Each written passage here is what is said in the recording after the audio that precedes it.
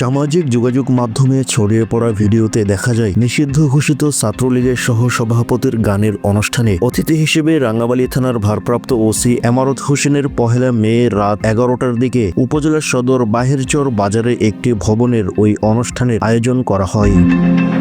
ভিডিওতে দেখা যায় রাঙ্গামালী প্রেস ক্লাব নামে একটি সভা কক্ষে বসে গান পরিবেশন করছেন রাঙ্গামালী উপজেলা ছাত্রলীগের সহ সভাপতি কামাল মীর, আর তার পাশে গিটার হাতে বসে আছে উপজেলা সদর ইউনিয়নের স্বেচ্ছাসেবক লীগের সাংগঠনিক সম্পাদক বাঁধন তালুকদার।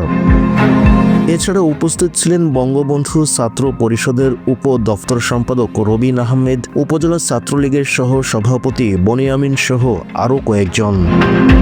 এ সময় অতিথির আসনে বসে এমারত হোসেন গান শোনার পাশাপাশি মুঠোফোন ব্যবহার করেন এবং পাশে চেয়ারে বসে থাকা প্রেস ক্লাব সভাপতির সাথে কথা বলেন। তিনি মাঝে মধ্যে মাথা নাড়িয়ে গানের সুরে তাল মেলানোর চেষ্টাও করেন।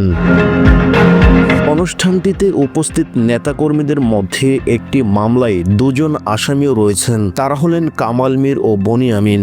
গত ৭ আগস্ট রাঙ্গামালী থানায় তাদের বিরুদ্ধে বিভিন্ন ধারায় মামলা করেন উপজেলার চরমন্তাজ ইউনিয়নের বশির ফকিরের নামে এক ব্যক্তি।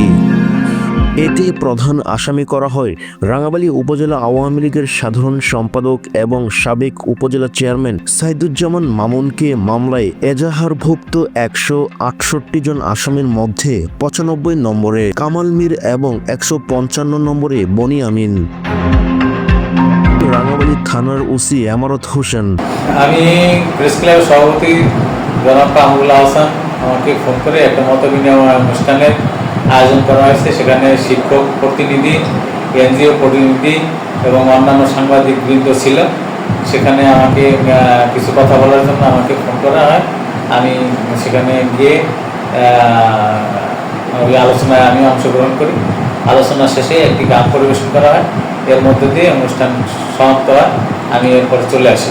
কিন্তু ওখানে নিষিদ্ধ ছাত্রলীগের কোনো লোক ছিল কিনা এটা আমার আগে জানা ছিল না। আমি কাউকে চিনি না। ছাত্রলীগের কোনো লোকের সাথে আমার পরিচয় নেই, তাদের সাথে কোনো দেখা সাক্ষাৎ নেই। আর আগের থেকে আমি জানতাম না ওখানে কে আছে, তাদের কি পরিচয়। সুতরাং এই ব্যাপারে আমি সম্পূর্ণ নির্দোষ, কারণ আমি একটা প্রেস ক্লাবের সভাপতির আমন্ত্রণে গেছি। এরপরে এটা প্রথম আলোতে নিউজ পোর্টালে এটা নিউজ হয়। এই প্রথম আলো বিষয়টি পরে জানতে পারে, সত্যতা যাচাই করে পরে তারা এই নিউজটি সত্যতা না থাকায় তারা প্রত্যাহার করে নেয় এবং তাদের লিঙ্কে বর্তমানে এই নিউজটি আর নাই। এ বিষয়ে পটুয়াখালী পুলিশ সুপার আনোয়ার জাহিদ বলেন, আসসালামু আলাইকুম। সাংবাদিক প্রিন্স মোহাম্মদ বলছিলাম রাঙ্গামালী উপজেলা থেকে, নিউজ 21 বাংলা টিভিতে আছি। হ্যাঁ বলেন স্যার, একই মেয়ে সামাজিক যোগাযোগ মাধ্যমে ছড়িয়ে পড়া ভিডিওতে দেখা যায় নিষিদ্ধ ঘোষিত ছাত্রলীগ সহসভাপতি কামাল মীর গান পরিবেশন করছেন আর রাঙ্গামালী থানার ওসি মাথা নাড়ছেন। আর গানের সুরে আমি দেখলাম, আমি নিজেও দেখছিলাম, পরে প্রথম আলো দেখলাম, প্রথম আলো নিউজ করছে, পরে এখন দেখলাম প্রথম আলো আবার ওটা